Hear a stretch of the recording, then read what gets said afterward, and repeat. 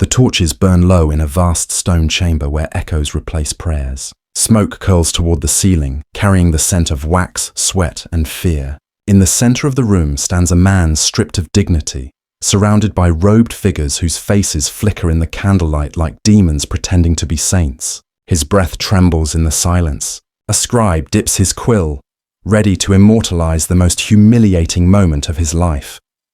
The judge's voice cuts through the air. Proceed with the examination. Hands move, measured, professional, merciless. Each gesture observed, each reaction noted.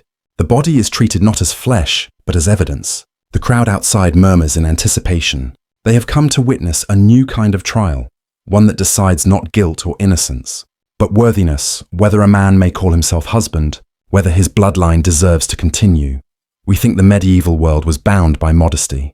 We imagine candlelit prayers and silent nuns. But history hides something darker. It was a world obsessed with proof of faith, proof of loyalty, proof of pleasure. And nothing was too sacred to be tested.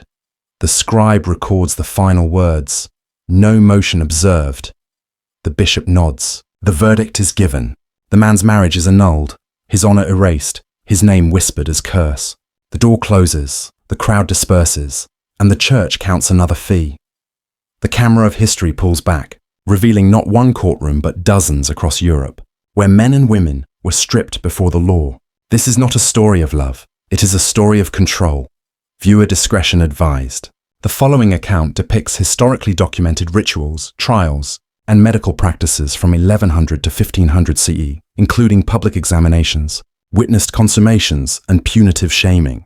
Presented for educational context, these details may deeply disturb some viewers. Proceed with care. Medieval morality treated intimacy as public law. The Middle Ages were not the age of innocence. They were the age of surveillance disguised as salvation. The church, the crown, and the courtroom formed a holy trinity of control where even the human body was a public ledger. In their eyes, virtue was never assumed. It had to be proven before God and man. Everything about intimacy was political. A man's ability determined his lineage and his worth. A woman's fertility sealed alliances, secured property, and dictated peace or war. And the priests, those supposed guardians of chastity, managed the economy of sin like bankers of the soul, selling forgiveness with one hand while counting coin with the other. To understand medieval sexuality is to understand power when it hides behind scripture. This was a world that did not bury desire. It branded it, taxed it, licensed it, and policed it. Behind sermons about purity thrived a bureaucracy of pleasure that fed cathedrals and filled coffers. Every confession, every wedding contract, every rumor was part of a system that measured souls by their bodies. This documentary exposes that architecture of hypocrisy through 7 descending levels of medieval obsession, each one stripping away another layer of illusion until only the raw mechanics of control remain. Level 1 takes us into the courtrooms where men were examined like livestock to prove their marital fitness. Level 2 leads to royal bedchambers where nobles, clergy, and ambassadors stood as witnesses to consummation. Level 3 reveals the bishop's hidden entertainment empires, holy buildings funded by sin taxes. Level 4 opens the medical manuals that prescribed pleasure as a necessity for conception. Level 5 descends into the alchemy of contraception, where every potion balanced hope and death. Level 6 uncovers the grim world of love potions brewed from bone and blood. And Level 7 ends in the streets of public humiliation, where adulterers were paraded naked through town as living warnings. Every scene you are about to hear comes from real records. Court ledgers, canon laws, medical texts, and eyewitness accounts preserved for centuries. The facts are grotesque, but their truth is irrefutable. They show how a civilization defined by faith used humiliation as a sacrament, and how those rituals still echo in modern institutions. The torches burn low in a vast stone chamber where echoes replace prayers. Smoke curls toward the ceiling, carrying the scent of wax, sweat, and fear. In the center of the room stands a man stripped of dignity, surrounded by robed figures whose faces flicker in the candlelight like demons pretending to be saints. His breath trembles in the silence. A scribe dips his quill, ready to immortalize the most humiliating moment of his life. The judge's voice cuts through the air. Proceed with the examination. Hands move, measured, professional, merciless. each gesture observed, each reaction noted. The body is treated not as flesh, but as evidence. The crowd outside murmurs in anticipation. They have come to witness a new kind of trial, one that decides not guilt or innocence, but worthiness, whether a man may call himself husband, whether his bloodline deserves to continue. We think the medieval world was bound by modesty. We imagine candlelit prayers and silent nuns. But history hides something darker. It was a world obsessed with proof of faith, proof of loyalty, proof of pleasure. And nothing was too sacred to be tested. The scribe records the final words. No motion observed. The bishop nods. The verdict is given. The man's marriage is annulled, his honor erased, his name whispered as curse. The door closes, the crowd disperses, and the church counts another fee. The camera of history pulls back, revealing not one courtroom but dozens across Europe, where men and women were stripped before the law. This is not a story of love, it is a story of control. Viewer discretion advised. The following account depicts historically documented rituals, trials, and medical practices from 1100 to 1500 CE, including public examinations, witnessed consummations, and punitive shaming. Presented for educational context, these details may deeply disturb some viewers. Proceed with care. Medieval morality treated intimacy as public law. The Middle Ages were not the age of innocence. They were the age of surveillance disguised as salvation. The church, the crown, and the courtroom formed a holy trinity of control where even the human body was a public ledger. In their eyes, virtue was never assumed. It had to be proven before God and man. Everything about intimacy was political. A man's ability determined his lineage and his worth. A woman's fertility sealed alliances, secured property, and dictated peace or war. And the priests, those supposed guardians of chastity, managed the economy of sin like bankers of the soul, selling forgiveness with one hand while counting coin with the other. To understand medieval sexuality is to understand power when it hides behind scripture. This was a world that did not bury desire. It branded it, taxed it, licensed it, and policed it. Behind sermons about purity thrived a bureaucracy of pleasure that fed cathedrals and filled coffers. Every confession, every wedding contract, every rumor was part of a system that measured souls by their bodies. This documentary exposes that architecture of hypocrisy through 7 descending levels of medieval obsession, each one stripping away another layer of illusion until only the raw mechanics of control remain. Level 1 takes us into the courtrooms where men were examined like livestock to prove their marital fitness. Level 2 leads to royal bedchambers where nobles, clergy, and ambassadors stood as witnesses to consummation. Level 3 reveals the bishop's hidden entertainment empires, holy buildings funded by sin taxes. Level 4 opens the medical manuals that prescribed pleasure as a necessity for conception. Level 5 descends into the alchemy of contraception, where every potion balanced hope and death. Level 6 uncovers the grim world of love potions brewed from bone and blood. And Level 7 ends in the streets of public humiliation, where adulterers were paraded naked through town as living warnings. Every scene you are about to hear comes from real records. Court ledgers, canon laws, medical texts, and eyewitness accounts preserved for centuries. The facts are grotesque, but their truth is irrefutable. They show how a civilization defined by faith used humiliation as a sacrament, and how those rituals still echo in modern institutions. Yet beneath the doctrine lay something far more human. Fear. Fear of fraud, fear of infertility, fear of divine displeasure. The church wrapped these anxieties in ceremony, calling them law. It was bureaucracy as exorcism, an attempt to purify the uncertainties of flesh through paperwork. A case from Paris in 1450 tells the story of Pierre de Franville, a young nobleman accused of impotence. After 2 failed trials, he appeared for a third, having consumed a potion of warming roots. He succeeded, briefly, and the court declared him capable. Days later, the herbs scorched his stomach. He died in agony, but his marriage was upheld as valid. His death was considered evidence of his final devotion. This is how deeply the medieval world confused faith with function. The body was proof of soul, and to fail physically was to fail spiritually. Privacy was not a right. It was a threat to order. When we read these cases today, they feel grotesque, almost unbelievable, but the logic behind them still lingers. Modern medicine calls it documentation. Governments call it regulation. Data replaces parchment, but the impulse is the same: to measure, to verify, to control. The medieval courtroom may be gone, yet its spirit survives in every institution that demands proof of our most private truths. For John Sanderson, the trial ended with silence. The scribes wrote the last line. The bishop sealed the parchment. Another man judged by faith, undone by exposure. And beyond the courthouse, bells rang, as if heaven itself approved. If the courts could turn a man's failure into public spectacle, imagine what the church did to those who succeeded. Because in the royal chambers of Europe, even consummation required witnesses. The palace is silent, except for the faint clinking of goblets and the slow creak of the bed frame. The air is heavy with incense and wine, thick enough to choke on. A curtain quivers, and 23 pairs of eyes watch from its edge. Nobles, priests, ambassadors, and midwives, witnesses summoned not for devotion, but for confirmation. The king and his new bride lie beneath embroidered silk, while a scribe waits outside the door, ready to record the outcome of the night. This is not rumor or invention. It was the law of Christendom that a royal marriage, and sometimes even a noble or merchant one, must be physically verified. Without proof of consummation, no alliance was valid, no inheritance legitimate, no bloodline secure. The church declared that a union was only holy when flesh joined flesh and witnesses attested to it. Where love was supposed to begin, inspection began instead. In 1445, Margaret of Anjou, a French princess of 15, married King Henry VI of England. On her wedding night, 23 attendants gathered in the royal bedchamber.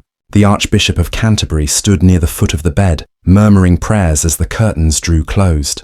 The ambassadors of France and England listened for movement. Some claimed they heard laughter, others silence. When the morning came, the sheets were displayed to the court as proof of union, and a treaty between two nations rested on that evidence. In other palaces, the ritual was even more invasive. In France, midwives examined the bride at dawn, swearing before God that consummation had occurred. The sheets were paraded through the halls like trophies, their stains a royal seal. In Florence and Venice, witnesses remained inside the room, pretending not to see while seeing everything. In Scotland, a newly married queen was led to the bed by her relatives, stripped layer by layer while the crowd cheered for fertility. The marriage was not private, it was performance. For commoners, the practice was less grand but equally humiliating. In village festivals, couples were escorted to their homes amid torchlight and song. Friends followed to the door, sometimes bursting in after the ceremony to ensure completion. They called it merriment, but it was surveillance disguised as celebration. The line between faith and voyeurism blurred completely. Why did society demand this spectacle? Because in a world ruled by lineage, intimacy was politics. A noble girl's virginity was an economic asset. Her body was a treaty. The union of two families meant land, alliances, armies. To risk doubt was to risk war. If heirs were born without proof of legitimacy, dynasties could crumble. So the ritual of witnessed consummation was not about pleasure, but property, not about desire, but dynasty. The theology behind it made the intrusion sacred. The church proclaimed that marriage was not a contract of affection, but a sacrament of creation. The verse, "and the two shall become one flesh," was interpreted literally. Without physical union, there was no spiritual one. And if the sacred act had cosmic consequence, then the church had the right to verify it. The clergy called themselves guardians of the holy bed, defenders of purity, yet they turned the bed into a courtroom. In 1501, Catherine of Aragon and Prince Arthur of England underwent a similar ordeal. 6 nobles stood nearby while they were led to the bed. The Spanish ambassador insisted on presence to ensure the alliance's validity. The next morning, Arthur emerged boasting, "I have been in Spain this night." A line that would haunt English history decades later when Henry VIII sought annulment by claiming the marriage had never been truly consummated. Political destiny began and ended in those few hours of witnessed intimacy. Not all stories ended in triumph. Margaret Tudor, married at 13 to the King of Scotland, faced a chamber filled with priests and lords. Chroniclers wrote that her cries echoed through the hall. Whether they came from pain or shame, no one recorded. What mattered was the testimony that the ritual was complete. The church declared it holy, and the witnesses swore oaths that the union was real. The child's fear became legal evidence. When we look back, it seems barbaric.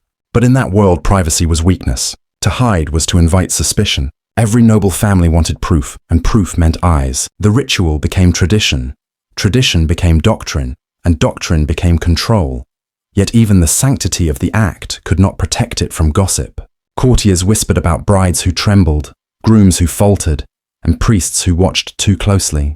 Midwives traded stories of kings who needed help, queens who faked sighs, sheets changed before dawn. Beneath the pomp of ritual lay a quiet economy of shame and deception.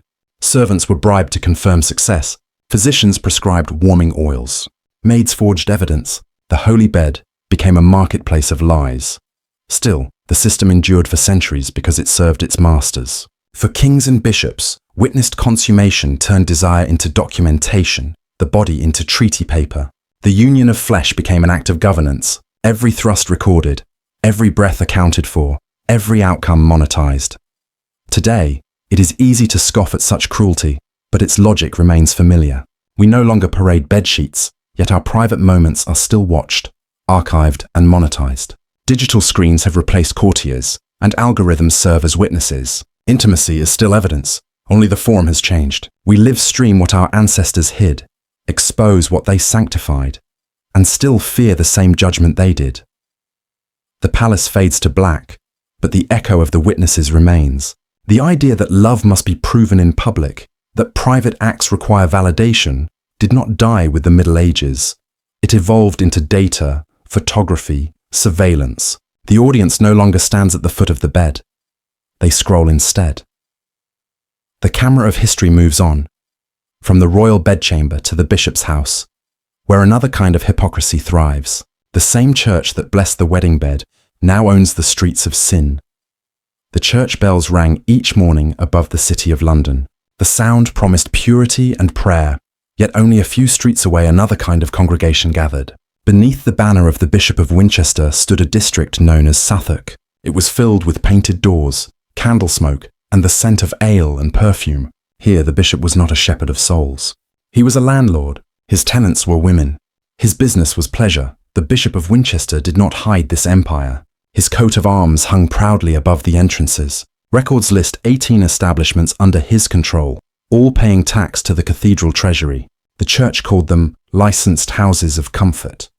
The locals called the women Winchester geese. Their wages repaired church walls, fed monks, and built new altars. Every hymn sung in the cathedral echoed over streets bought with the profits of sin. The system ran with royal precision. Each woman carried a small token stamped with the bishop's seal, a license to work within the district. Without it, she faced arrest. Each week, she paid a small tax called the sin penny, sent directly into church coffers. Once a month, physicians hired by the bishop examined the workers to ensure cleanliness. Those who failed inspection were fined or suspended until cured. The same bishop who preached chastity on Sunday employed doctors to certify his own industry by Monday. In the liberty of the clink, order was kept by the bishop's guards. They patrolled the streets wearing crosses on their cloaks, protecting customers, enforcing payments, and collecting dues. By day, they were soldiers of virtue. By night, they guarded profit. Inside the houses, laughter drifted through thin walls. Travelers, sailors, and nobles came without shame. The bishop's clerks recorded every fee, and salvation's economy merged with the economy of desire. The hypocrisy was immense, but logical. Cathedrals were expensive. Wars demanded gold. Maintaining 1,000 workers created a dependable stream of income. Theology bent to balance sheets. Church scholars claimed these houses prevented greater evils and protected virtuous women. St. Augustine himself had called vice a necessary evil, like sewers under a city repulsive yet essential. The bishops agreed. The profits were staggering.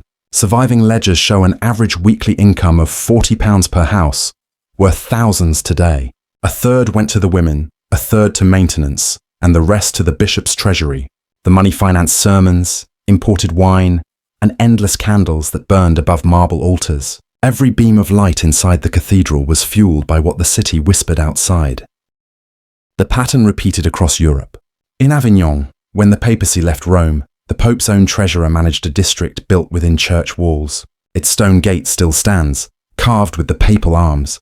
Records from 1350 list more than 200 registered women under church oversight. In Germany, the Archbishop of Mainz owned similar houses in 6 cities. The Bishop of Strasbourg had 4 within view of his cathedral spire. These were not secret sins. They were audited businesses. In Seville, The cathedral's entertainment quarter connected to the main church by a private tunnel. Priests could visit unseen. Each evening, a special mass was held for the women, who were required to confess before returning to work. They sat in the front pews while sermons condemned the very acts they performed to survive. Confession and transaction became one ritual. Attempts at reform failed. In 1414, the Council of Constance tried to ban clerical ownership of brothels. The bishops arrived with hundreds of companions from their own districts. The proposal collapsed within hours. In 1431, the Council of Basel condemned clerical vice, yet its members met above a tavern owned by a prelate. Reform died where profit lived. Defenders of the system claimed that managing vice was an act of mercy. They said control was salvation. The bishop became an accountant of souls, a businessman in robes, and his faith was measured in revenue. Theology became bookkeeping. At the edge of the clink, a small chapel stood for the workers. The bishop ordered daily blessings to protect them from corruption. Yet their taxes renewed, their licenses stamped, their prayers bought. Holiness and hypocrisy fused so completely that no one noticed where one ended and the other began. The Winchester records from the 15th century show faith and commerce written in the same hand. The page that listed donations for the poor also recorded the week's sin pennies. Each confession was whispered under arches built by those same coins. Morality had found a price. When we read those ledgers today, they feel less like history and more like reflection. The medieval church sold forgiveness as indulgence and managed desire as property. Modern systems are not so different. We regulate what we condemn. We monetize what we forbid. We justify exploitation as necessity. The bishop's empire may have vanished, but the pattern he designed survives in every institution built on moral contradiction. The bells of Winchester still ring across the Thames each morning. Tourists pause to listen, unaware of the streets that once paid for their sound. The echo drifts through the markets, over the ruins of the clink, and into the cathedrals of a cleaner, wealthier world.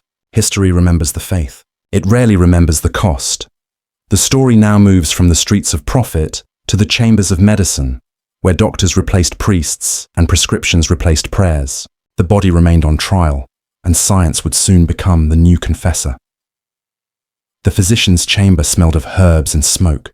Bronze instruments rested on wooden tables beside open jars of cinnamon, mint, and crushed pearl. A woman sat quietly on the stool, while the doctor read from a book older than the cathedral itself. He spoke of humours and heat, of balance and coldness, of the sacred duty of pleasure. To the medieval mind, medicine was not just about healing. It was about ensuring that the body obeyed the laws of creation. According to the two-seed theory, both man and woman carried the spark of life. Conception could only happen when both released their essence at the same time. Without the woman's pleasure, no child could be conceived. What modern people call satisfaction was seen as a medical requirement. Failure to feel it was failure to create. The doctor therefore prescribed pleasure the way he might prescribe a tonic or a poultice. Galen, the great physician of the ancient world, had written that female bodies produce their own seed deep inside. His words shaped every university and monastery school. By the 12th century, his teachings had become holy science. The scholars repeated his claim that a woman who could not reach pleasure could not bear children. They wrote instructions for husbands to study her moods and temperaments. Hot natures needed patience. Cold natures required warmth and music. Each case demanded its own ritual. The most famous guide was a manuscript called the Trotula. It described the female body as a garden that had to be warmed before it could flower. It gave step-by-step instructions for stimulation, for sense, and for touch. The text recommended the use of sweet oils, gentle pressure, and slow rhythm. The author warned against haste, calling it a cause of infertility. In many ways, this was the first recorded manual of intimacy. Midwives became the true teachers of this medicine. They served as healers, counselors, and instructors of the bedroom. They taught couples how to achieve satisfaction as though it were part of prayer. They recommended massages with heated oils made from mint and pepper. They advised music played on soft instruments to ease tension. For women who struggled, they crafted small ivory tools to train the body. Their work was practical and empirical, even though it was wrapped in the language of theology. A case from Paris describes a merchant's wife who could not conceive. The doctor prescribed a regimen of warm baths, ginger wine, and daily attention from her husband, guided by the midwife. Within months, she became pregnant. The physician credited her restored pleasure for the miracle. He wrote that joy opened the womb as sunlight opens a bud. The contradiction was enormous. The church declared pleasure sinful, but required it for childbirth. A wife was told to submit to her husband, yet also to experience delight, so that God's plan could continue. Confessors questioned women about their satisfaction. A woman who admitted to pretending was warned that she blocked divine creation. Another who enjoyed it too much was told she had fallen into lust. Between the two extremes, women walked a narrow path of obedience and fear. In medical texts, this confusion turned into philosophy. Doctors wrote that pleasure purified the body by releasing excess heat. They compared the act to prayer. Priests, meanwhile, condemned the same act in the confessional. One promised salvation through joy. The other threatened damnation for the same reason. The tools of medicine grew more elaborate. Physicians used small mirrors of polished bronze to study the body. They applied oils made of cloves and rose to increase warmth. They even prescribed musical rhythms that imitated the heartbeat. Some recommended scented smoke inhaled before intimacy. They believed it awakened the senses and opened the soul. Female healers often knew the truth better than the scholars. They observed that happiness improved fertility, even if their explanations were primitive. They hid their wisdom under coded language to avoid charges of witchcraft. A recipe for conception aid might read as poetry about springtime or gardens, yet it referred to oils and techniques passed quietly from woman to woman. The church tolerated this contradiction because it needed heirs as much as it needed purity. Every noble house required children. Every lineage required continuity. If pleasure was the price of creation, then it would be allowed as long as it wore the mask of medicine. In that way, the bed became both altar and laboratory. For the women who lived under these teachings, pleasure became duty. To fail in it was to fail God. The doctor's hands and the priest's words both claimed authority over her body. In that society, even joy belonged to the church. When we read these texts now, they feel both progressive and tragic. The doctors spoke openly about female satisfaction, something later centuries would deny. Yet their reason for doing so was control, not compassion. They studied the body not to free it, but to regulate it. The story of medieval medicine is not about ignorance. It is about power disguised as care. The doctor and the priest worked together, one holding the soul, the other holding the flesh. Both claimed to heal. Both demanded obedience. The chamber darkens. The physician closes his book and blesses the patient. He tells her that God has built her body for joy, but that joy must serve order. She leaves with a jar of herbs and a quiet fear that even her happiness belongs to someone else.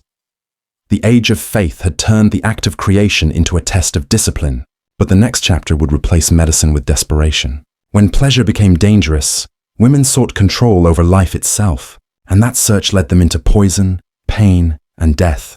The candle burns low. The physician's book closes. The room that smelled of herbs now smells of quiet fear. What began as medicine has become ritual. Every cure so far has asked the same question: how much of the body belongs to faith, and how much belongs to oneself? We have already seen judges measuring men in courtrooms, priests blessing wedding beds, and bishops building empires of sin. Now doctors have joined them, prescribing pleasure as duty and turning the body into scripture. Each level strips away another illusion of purity until only power remains.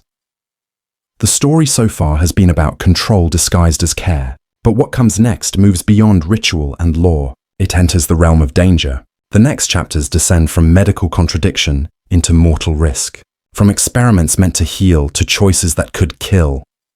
Take a breath. The light grows dimmer from here. The hands that once anointed will now mix poison. The prayers will whisper over graves. When we return, the pursuit of control will no longer end in confession. It will end in death, desire, and decay. The light inside the apothecary was pale and trembling. Glass jars lined the walls filled with powders and dried roots. A young woman stood before the counter, holding a small coin purse and a question she could barely speak aloud. She did not want another child. She wanted to live. In the Middle Ages, this wish was dangerous. To prevent pregnancy was to challenge divine law. Yet many women tried because the cost of obedience was death in childbirth. Childbearing was the most common cause of death among women. A single mistake during labor could end 2 lives at once. Midwives saw bodies torn and blood spilled every month. The church preached that motherhood was holy and suffering a blessing. Women knew better. They sought any means to control the rhythm of their bodies. The remedies they found were a mixture of medicine and madness. Some women used barriers made of soft wool soaked in honey and crushed acacia. The mixture hardened slightly when dry and was placed inside the body before intimacy. It was thought to block the passage of seed. Others used sponges soaked in vinegar or lemon juice. The acid burned but was believed to cleanse. A few used animal membranes washed in milk and tied with ribbons. These were expensive and reserved for the wealthy. Most methods were far more dangerous. Physicians prescribed drinks made from mercury and lead to cool the womb. They claimed it calmed the heat of desire and prevented conception. Women who followed these recipes lost their hair, their teeth, and their minds. The metal poisoned their blood slowly. The records speak of trembling hands and grey skin, of mothers buried beside infants they never birthed. The poor turned to folk remedies that promised control at the edge of death. They mixed pennyroyal, rue and tansy into bitter tea. The herbs caused pain and bleeding, but sometimes ended fertility and sometimes ended life. A few boiled fern roots or chewed the seeds of Queen Anne's lace. Some wore amulets of weasel organs, believing the animal's sterility would pass to them. Others placed ashes from burned menstrual cloths under their pillows, hoping to trick the body into rest. There were midwives who specialized in these secrets. They whispered formulas to clients in dark rooms far from the eyes of priests. They mixed powders of copper salt, ground bone, and crushed flowers. Some believed that small doses of poison could act as medicine. The line between remedy and death was a breath apart. The midwives became both healers and heretics. If caught, they were accused of witchcraft.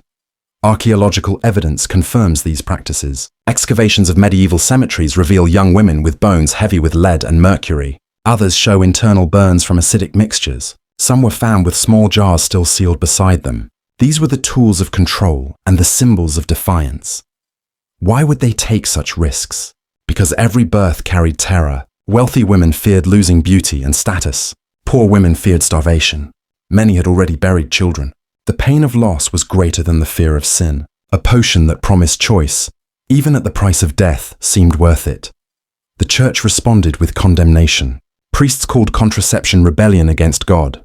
Sermons described it as a second Eve defying creation. Women were told that to prevent life was worse than taking life. Confession manuals warned that even thinking of such acts required penance. Yet the practice continued in secret because desperation speaks louder than doctrine. In city courts, a few cases survive where women were tried for using forbidden medicines. One record from Paris describes a servant who gave her mistress a drink made of iron filings and wine to stop her monthly bleeding. The mistress died within 2 days. The servant was hanged. In Florence, a midwife was burned for selling powders that cause miscarriage. The judge called her a daughter of the serpent. For men, the burden was lighter. Withdrawal was condemned but not fatal. Yet most men refused to take responsibility. The entire risk fell upon the woman. Her body became the battlefield between faith and survival. Each choice carried punishment. Each silence carried consequence. Despite the danger, knowledge spread. Herbal recipes traveled from convents to markets. Nuns who treated the sick learned the same ingredients that could heal or harm. They recorded them in coded language. What looked like a prayer might hide a recipe for control. The networks of women preserved these secrets for centuries. Modern readers may find these methods horrifying, but they were acts of courage. Each jar of powder, each cup of bitter tea was a declaration of ownership over one's body in a world that denied it. These women were not witches. They were scientists without schools and rebels without names. When we remember them, we see that control over the body has always demanded risk. The poisons of their time were mercury and lead. The poisons of ours are ignorance and judgment. The church called their struggle sin. History reveals it as survival. The apothecary shutters close. The young woman leaves with her small pouch of herbs and a prayer that it will work. Somewhere in the distance, a bell rings for evening mass, the same bell that tolls for her if she fails. The story now sinks deeper into the shadow of desire where faith and death meet again. The next chapter reveals how love itself became an experiment in darkness, and how devotion turned into grave robbery in the name of passion. The moon hung low above the graveyard. The ground was soft from rain. A woman knelt beside a mound of earth holding a small knife and a clay jar. Her breath came in short gasps as she dug through the soil. In the distance, a bell rang the midnight hour. She was not a thief of gold. She was a thief of bone. In her world, love demanded proof, and proof required magic. The medieval centuries were filled with belief in the power of flesh. Scholars taught that life flowed through invisible spirits connecting every living thing. They said passion could be captured through sympathy, that one body could draw another like a magnet. Women who longed for affection or security turned to recipes that blended faith and fear. The ingredients were real and terrifying. Grimoires written by monks and midwives listed them in careful Latin. Powdered bones of unbaptized infants, haircut during intimacy, blood gathered from the first night of union, ashes of doves, drops of milk from nursing mothers. Each substance carried meaning. Bone for strength, blood for devotion, milk for loyalty. Together, they promised control. One recipe from France told women to mix their own blood with wine and feed it to their lovers for 7 nights. Another demanded that the heart of a dove be dried and ground to awaken tenderness. The most desperate sought greater power. They stole marrow from corpses, believing that purity gave strength. Executioners sold organs to those who could pay. Grave robbers worked by the light of lanterns. A woman named Beatrice de Ansol stood trial in 1320 for giving her lover a drink made from her menstrual blood. She told the court she only wanted his loyalty. The record shows she was condemned as a witch. Behind her act was not hatred but fear. In a world where women's futures depended on men's favor, love itself became survival. The rituals were exact. Blood was gathered under the full moon. Marrow scraped within 3 days of death, words repeated in rhythm, learned from those who could not read. The spells were faith disguised as science. Desperation wore the mask of control. Love potions crossed every class and border. Noble women whispered about them in courts. Peasants traded formulas in markets. Some priests sold blessed water as a charm for affection. The line between prayer and potion disappeared. A candle blessed by the church could burn beside a bowl of ash. When the church discovered these practices, it reacted with anger. Love magic was called a crime against God. Women were accused of summoning demons. Yet trials often depended on the victim. If the target was rich and angry, the woman died. If he was poor, she was ignored. In Venice, networks of potion makers were executed for selling charms of devotion. In Germany, courts forced them to drink their own mixtures until silence fell forever. Some ingredients produced real effects. Mercury and belladonna appeared in many recipes. Both disturbed the mind. Men who drank them grew dizzy and obsessed. To the women, this seemed proof of enchantment. The truth was poison. The miracle they believed they made was only decay. Still, the belief endured because it offered power in a powerless world. A woman could not choose her husband, but she could choose a spell. She could not question law or priest, but she could whisper to the dead. Even if it killed her, it was defiance. Court records reveal not witches, but ordinary women. One said she only wanted her husband to look at her again. Another said she wished for kindness. Each one pleaded the same truth. They did not seek evil. They sought love. Modern readers may call these stories superstition, yet they expose a deeper constant. When love becomes power, desperation becomes ritual. The medieval potion is not far from the modern hunger for control. The tools have changed. The longing has not. By the 15th century, the church declared love magic heresy. Trials spread across Europe. Potions once made for affection were called the work of the devil. Still, the women continued. They mixed herbs with tears and prayed to saints who never answered. In the end, the recipes failed. Lovers forgot their vows. Bones turned to dust. The ashes scattered in wind. Yet the legend lived, because the heart does not accept the limits of fate. It will dig in dirt if it must. It will drink poison if it believes the cup holds devotion. The graveyard grew silent again. The woman covered the jar and hid it beneath her cloak. She walked away as dawn rose behind the church tower. The bells began to toll. Their echo mixed with the last whisper of her spell. History called her a witch. In truth, she was a believer in the oldest illusion of all. Love promises life. In the medieval night, it often delivered death. The next scene leaves the graveyard and steps into the marketplace of shame. The final level reveals not secrecy, but spectacle. It shows how punishment became theater and desire turned into public humiliation. The morning sun rose over the stone streets of southern France. Bells rang from the church tower calling the townspeople to gather. By the fountain, 2 figures stood stripped to the waist. A rope joined them together. The woman held one end while the other circled the man's waist. The crowd waited. When the priest lowered his hand, the drums began. The run of shame had started. In this ritual, called the course, the guilty were paraded through the town to face the judgment of their neighbors. The act was not hidden behind walls. It was public and precise. The law called adultery pollution. The punishment was purification. The people became the tools of cleansing. The couple ran through narrow streets while the crowd shouted prayers and insults. Some threw mud, Others hurled spoiled food and ashes. The purpose was not death, but humiliation. The path past the church, the market, and the well. Each stop reminded them of what they had lost.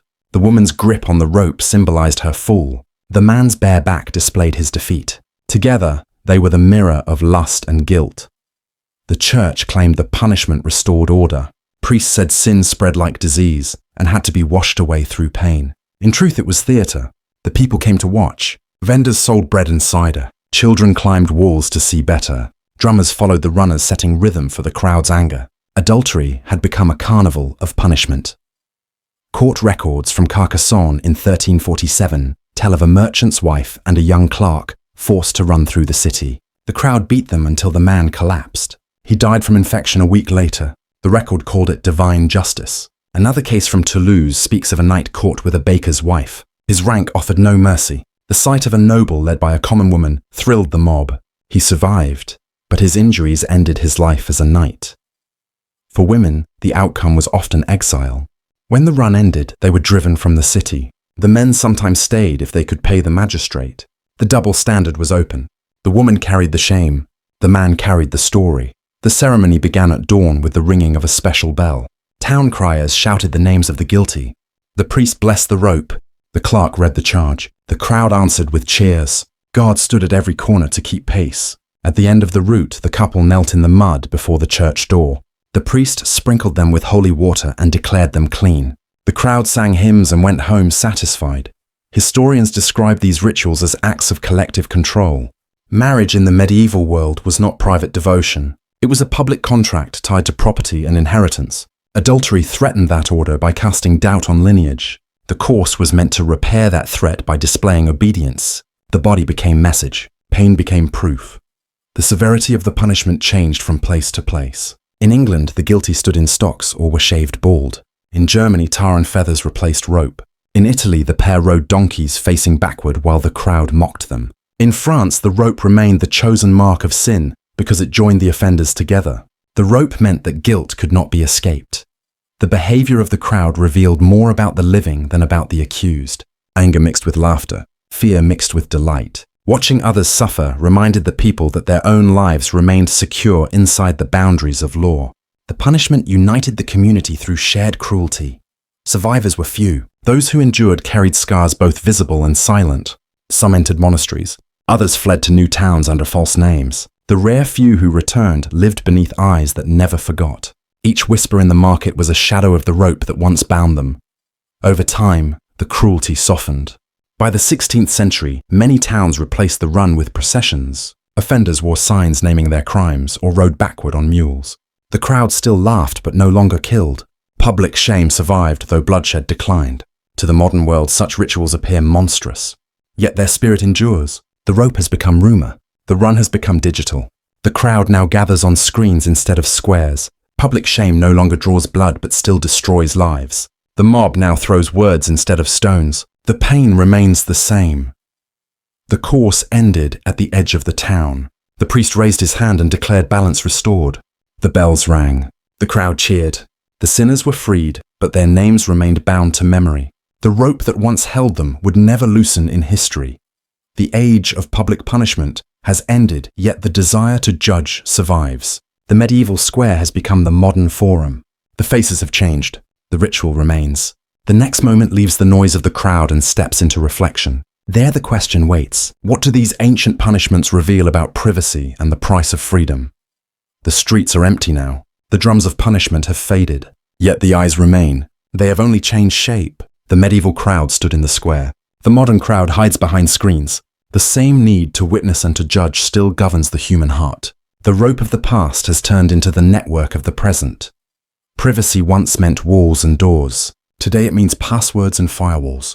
The illusion has changed form but not meaning. In the Middle Ages, a confession was spoken to a priest.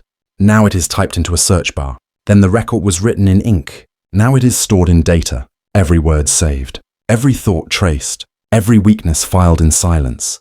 The church once claimed moral authority over the body. Today corporations claim authority over the mind. The sermons have become algorithms. They promise connection but deliver exposure.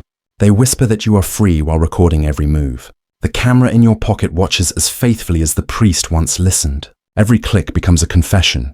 In the old world, shame was public and visible. In the new world, it is private but permanent. What the crowd shouted once now lingers forever in archives. A rumor born in a moment becomes a record that never dies. Medieval punishment ended with the bell. Modern punishment has no ending. It echoes in code. Surveillance is not new. It is only cleaner. The same instincts that filled the square with bodies now fill digital feeds with watchers. The difference is scale. The medieval priest knew 100 names. The modern system knows millions. It measures, sorts, and sells what once was sacred. Where the church taxed sin, technology now monetizes desire. The same exchange. Only the method has evolved. The crowd that once demanded public humiliation now demands content. The spectacle continues. People watch breakdowns and betrayals through glowing screens. The distance makes cruelty easy. The laughter of the market has become the laughter of the timeline. Each like is a stone. Each share another lash. In the medieval square, exposure ended with forgiveness or death. In the digital age, exposure is endless. A mistake lives forever in pixels. There is no priest to grant absolution. There is only the archive. It remembers everything. Yet there is comfort in understanding the pattern. The past shows that control always hides beneath the language of safety. The church said surveillance protected purity. Modern institutions say it protects convenience. Both claim care while feeding on confession. The gaze that once came from stained glass now shines from screens. There are new bishops and new rituals. They hold meetings instead of masses. They speak of policy instead of morality. But the result is the same, a system that knows your desires better than you do. A faith built on data instead of scripture. People still crave approval. They still perform virtue for the watching crowd. They still fear silence because silence feels like invisibility. Medieval sinners ran through streets to prove repentance. Modern users post apologies to prove relevance. The need for validation has survived every revolution. The lesson is not despair. It is awareness. The past was never primitive. It was rehearsal. The same instruments of control now sing in a different key. What was once law has become technology. What was once ritual has become routine. The question is not whether we are free. It is whether we even want to be. For many, the gaze feels like belonging. The watchers give attention, and attention feels like love. That illusion binds stronger than any rope. The bells of the past still ring, but they echo through signals and notifications. They remind us that privacy is not a gift but a rebellion. The right to be unseen is the final miracle of the modern world. The next reflection travels beyond systems and screens into the deeper question of nature itself. Why has humanity always needed to expose, to punish, and to watch? What lies beneath this endless hunger to see what should remain unseen? The story of medieval intimacy did not belong to one kingdom. It unfolded across an entire continent that spoke the same language of fear and control. Every region shaped the same ideas with its own customs. The differences were small in detail but vast in tone. Each revealed another face of the same obsession. In England, the church courts ruled over the body with precision. Records from York and Canterbury describe trials where husbands and wives stood before bishops to prove purity or fertility. The officials questioned them about their nights together. They inspected bedsheets as evidence. The same towns that rang with hymns also echoed with gossip. Adultery, impotence, and secrecy were all treated as threats to property. The parish priest became the judge of both sin and inheritance. Across the Channel in France, punishment grew more theatrical. The courtyards of Paris became stages where confession was spectacle. Noble families bribed officials to suppress scandals while commoners endured public humiliation. In the smaller villages, midwives carried more power than doctors. They examined brides, treated illness, and reported any sign of impurity to the priest. Their knowledge was valued and feared. A single whisper from them could decide whether a marriage survived or ended. In the Italian states, the lines between religion and pleasure blurred most clearly. Venice legalized certain houses of entertainment under the protection of the city's council. The profits supported hospitals and almshouses. The same system that condemned desire funded charity through it.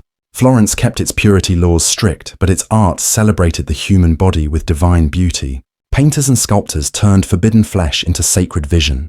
The contradiction became culture. In the German lands, punishment carried the weight of discipline. The Lutheran reforms turned intimacy into moral duty. Citizens spied on neighbors and reported sins to local magistrates. The city watch inspected inns at night. Adultery could lead to flogging or forced labor. The public order depended on private exposure. Each home became a small court ruled by fear of discovery. Spain and Portugal followed the shadow of the Inquisition. Confessors asked questions about the marriage bed during spiritual examination. Failure to answer was treated as concealment. Even silence could be sin. In Seville, officials patrolled the river docks searching for lovers who met in secret. Their punishment was often exile to distant colonies. Faith crossed the ocean with them and carried the same laws to new worlds. Through all these regions, the pattern held. The body was never private. The family was an institution of surveillance. The church, the state, and the crowd acted as one. The rituals changed, but the purpose remained the same. To own the body was to control the soul. These variations reveal that medieval Europe was not a collection of superstitions. It was an organized system of exposure built from fear, profit, and devotion. Every border carried the same message. The body was sacred only when it served authority. The next reflection strips away the remaining myths. It asks what we truly know about this age of control and how much of its legend was shaped by misunderstanding. Many stories about medieval intimacy survive through rumor more than record. The image of a world ruled entirely by repression is not completely true. Some customs were real. Others were inventions repeated until they became fact.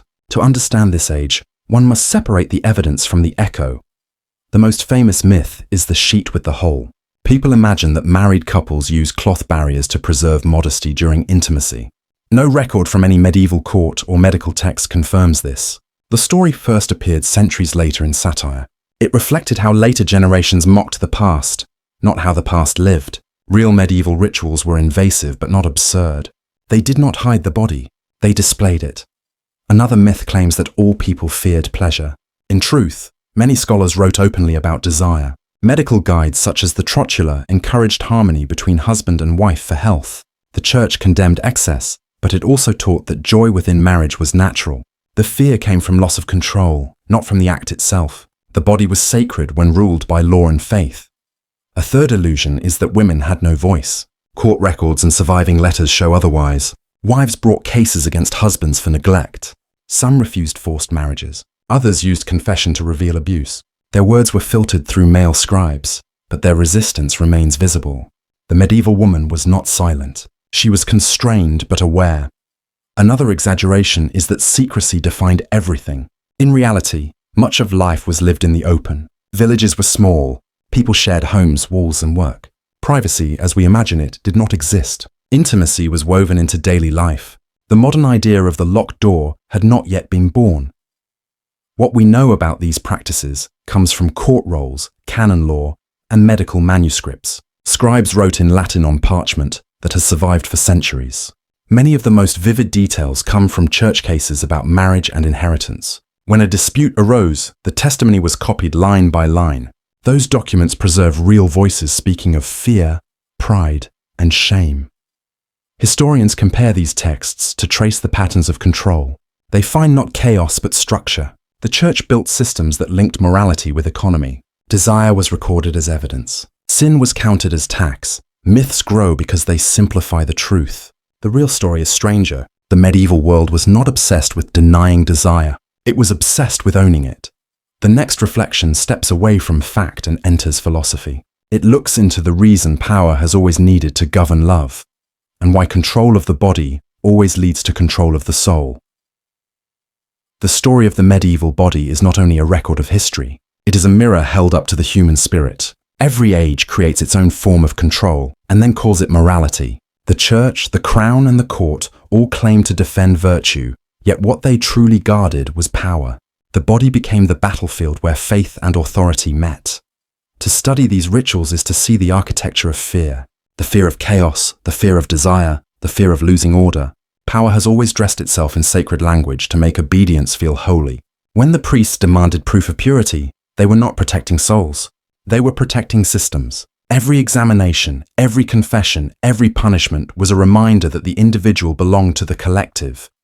Yet even within this machinery, humanity refused to disappear. The same people who endured humiliation also sought beauty. The same world that built prisons of purity also built cathedrals that touched heaven.